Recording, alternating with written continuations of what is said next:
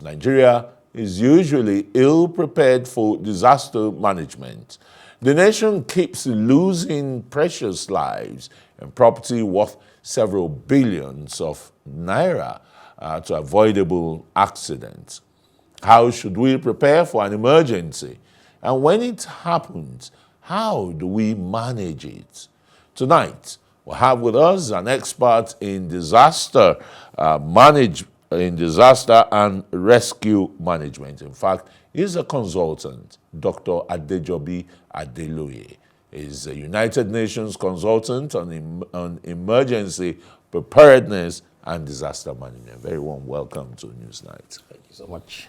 Well, you've been in the country to witness the great Maiduguri flood disaster and killing more than 30 persons, rendering over 500,000 people homeless who are now in IDP camps and the rest. What do you think that the government and other agencies responded adequately in managing the aftermath of the disaster? Well, I would like to respond by applauding the little trickles that has been coming in from the government and from the agencies on ground. But however, from our analysis and from what we saw, there's the need to conduct and see the gaps, the current gaps in the current early warning assessment that's if it's present in Maiduguri or in riverine areas. Usually once you have water seep in or get into a certain stage, warning signals should be sent out, through radio, through different SMSs, through different alert systems, and the people should be able to disseminate it such that people around the coastal areas should begin to evacuate. Now, apparently, the Alau Dam is about 40 years old, and for so many reasons, it's if it has a crack right now, that means it's possible that it has more than 10 other cracks that are yet to be discovered. So there needs to be, apart from the early warning systems, we need to understand the current dam integrity assessment. We need to understand and see how we can run GIS analysis and assessment and deploy drones and sonography such that one can know the level of silt.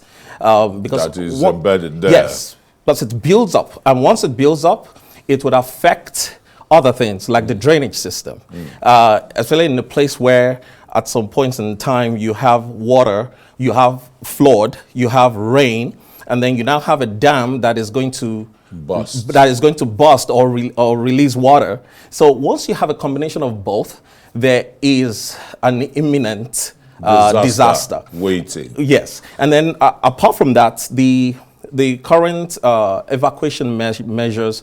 What happens to the elderly? What happens to the children? What happens to the people? Where do they go? Are there temporary measures that are in other parts? Shelters. Yes. And then are there permanent solutions that are being done? Yes, to mitigate another, because if it can happen now, it can happen again. Oh yes, I was just going to bring you to the Lagdo Dam, which I'm sure you're very familiar with in Cameroon and the rest. It's and a perennial thing that it releases, water once it cannot take so much again, and that trickles down from the Adama River or the Gongola River, that belt onto River Benue, then through to River Niger and the rest. And the Nigerian government has failed more than 60 years ago to build its own dam to take some of the waters from the Lagdo Dam. What is the problem here? Well, I would say if there can be a soft landing where the government of the day can give access for validation of competence, of capacity. There are people that have the competence to help if they are given the chance to help. So when you have people coming to run an assay on an assessment on the current ones, I ask this questions more often than not. What is repair in your language? Many people are quick to give me an answer. But when I say what is maintenance, at times people have to add 2 or 3 words. So when it doesn't exist in the language or in the culture, then you don't have anything to maintain. That is what is happening right now. That's what's happening right now. So aside from that, we also are looking towards... But it's a big shame, because here we're talking of a people's lives, from the coastal communities and the rest. These are low-lying grounds, below sea level in most cases. Yeah. And that means we just wait for the disaster to happen and sweep them away, not caring for humanity, for human lives. That's why we talk about emergency preparedness. Most emergencies will not announce that, hey, tomorrow I'm going to happen. It just happens. And when it happens, what do we do? Before it happens, what do we do? If there are proactive measures to run and prevent and build houses in such a way that the coastal areas are protected, and develop or train the community leaders whereby they are able to send messages, even through town criers. The dam is rising at a certain level. Say in 2 weeks, the flood waters it's going to rise. Right now, there's rain almost every day. Mm-hmm. So what do we do? The silt is increasing, and the current drainage system is poor.